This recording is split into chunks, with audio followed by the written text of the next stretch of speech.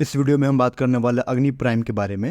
अग्नि प्राइम के जो नाइट ट्रायल है वो कंडक्ट हुए हैं उड़ीसा के ITR से तकरीबन 9 to 10 PM के अराउंड। अग्नि प्राइम के बारे में हम सभी अवेयर हैं कि जो इसका डेवलपमेंट है वो मीडियम रेंज के बैलिस्टिक मिसाइल की नीड को कंप्लीट करने के लिए किया जा रहा था DRDO के द्वारा, और जो पॉसिबिलिटी है इसके इंडक्शन की वो जल्द देखी जा रही है, क्योंकि ये जो नाइट ट्रायल है वो प्री इंडक्शन ट्रायल है।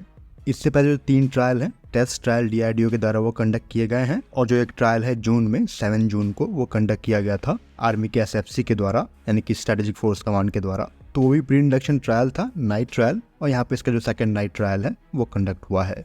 इस ट्रायल को कंडक्ट करने के लिए जो एक नो टाइम है वो इशू किया गया था, जहाँ पर जो नो टाइम की रेंज थी वो 1700 किलोमीटर के अराउंड थी, और ये जो नो टाइम था वो 3 से 4 अप्रैल के लिए था, जिसको इस्तेमाल किया गया है।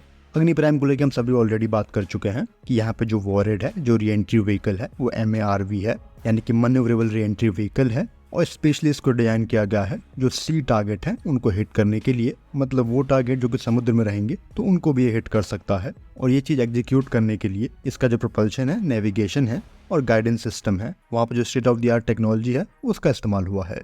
जो एक प्रोस्पेक्ट है चाइना के DF-21 और DF-26B को देखते हुए, तो कुछ वैसा जो काउंटर है वो ये लेके आएगा, और आने वाले समय में जो इंडियन ओशन रीजन है जहाँ पर जो चाइनीज वेसल है वो और भी बड़े नंबर में दिखने वाले हैं, तो उस चीज़ को काउंटर करने के लिए और जो एक स्ट्रेटेजिक बैलेंस है वो बनाए रखने के लिए जो इस तरह की मिसाइल है वो क्रूशियल थी। ये एक ट्रक माउंटेड व्हीकल है, मतलब मिसाइल को लॉन्च करने के लिए जो TEL है उसका इस्तेमाल हुआ है, जहाँ पे जो मिसाइल है वो एक कैनिस्टर के थ्रू लॉन्च होता है, और ये जो कैनिस्टर है वो हर्मेटिकली सील्ड है मिसाइल की लाइफ को प्रिजर्व रखने के लिए। तो यहाँ पर लॉन्चर पे 2 जो कैनिस्टर हैं, ट्विन कैनिस्टर लॉन्चर, वो रहेंगे, और इसको रोड से और रेल से दोनों से ट्रांसपोर्ट किया जा सकेगा। अगर मिसाइल के बारे में बात करेंगे तो मिसाइल कोल्ड लॉन्च सिस्टम है, मतलब कैनिस्टर से निकलने के बाद जो इग्निशन है वो होगा, और यहाँ पे जो प्रोपल्शन के स्टेज हैं 2 स्टेज दिए गए हैं जो कि सॉलिड रॉकेट मोटर हैं, और ये दोनों ही स्टेज हैं वो कंपोजिट मटेरियल के हैं, मतलब जो कंपोजिट मोटर कास्टिंग है वो की गई है। आमतौर पर जो कंपोजिट मोटर कास्टिंग होते हैं वो 2 तरह के होते हैं। पहला हो जाएगा आपका शॉर्ट फाइबर रीइंफोर्स्ड कास्टिंग, और जो सेकंड होता है वो लॉन्ग फाइबर रीइंफोर्स्ड कास्टिंग होती है। तो ये 2 तरह के जो कंपोजिट मटेरियल है उनका इस्तेमाल किया जाता है, और प्राइमरली इस तरह के मिसाइल में जो लॉन्ग फाइबर रीइंफोर्स्ड कास्टिंग है कंपोजिट मटेरियल की, उनका इस्तेमाल होता है। और जो कंपोजिट मटेरियल है उनकी कास्टिंग करते वक्त जो n नंबर ऑफ स्टेप है वो दिए जाते हैं, और यहाँ पे जो स्टेप है वो इसलिए भी दिए जाते हैं ताकि जो हुप स्ट्रेस है, सर्कमफ्रेंशियल स्ट्रेस जो इस पर लगेगा, जो कई मेगापास्कल में होंगे, तो उस तरह के स्ट्रेस को डिस्ट्रीब्यूट किया जा सके यूनिफॉर्मली। और जो दूसरे इंप्रूवमेंट रहेंगे कास्टिंग को लेके कंपोजिट मटेरियल की, वो इसके जो कनेक्टर हैं उसको लेके रहेंगे। यहाँ पे जो कनेक्टर होते हैं वो किसी भी सॉलिड मोटर की कास्टिंग के जो एंड है, यानी कि रियर एंड और फ्रंट एंड, दोनों एंड पे रहते हैं इस तरह के कनेक्टर, और कहीं न कहीं जिसके कनेक्टर होते हैं उसका वेट और जो उसका परफॉर्मेंस है दोनों ही मिसाइल के बैलिस्टिक परफॉर्मेंस को अफेक्ट करते हैं।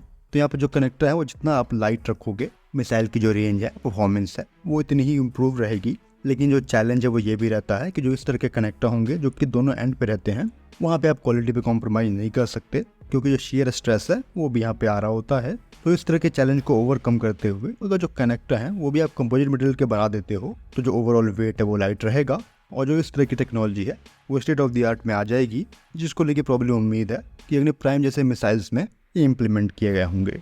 और जो यहाँ पे CEP है वो 10 मीटर से नीचे की है। गाइडेंस के लिए यहाँ पे रिंग लेजर जायरो इस्तेमाल हो रहा है, और रिडंडेंसी को बनाए रखने के लिए जो माइक्रो इनर्शियल नेविगेशन है डिजिटल कंट्रोल के साथ वो यहाँ पे दिए गए हैं, और जो नेविक सैटेलाइट है वो इसको ऑगमेंट करता है गाइडेंस में। अगर स्ट्राइक रेंज की बात करेंगे तो कुछ इस तरह की जो स्ट्राइक रेंज है अलग अलग लोकेशन पर डिप्लॉय करने के बाद वो देखने को मिलेगी।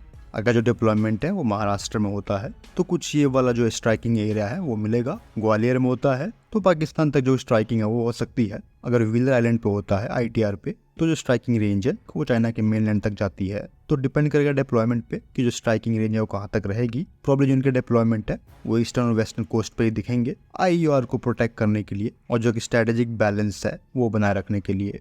होपफुली जो इंडक्शन है वो जल्द देखने को मिलेगा। फिलहाल इस वीडियो में इतना ही। जय हिंद।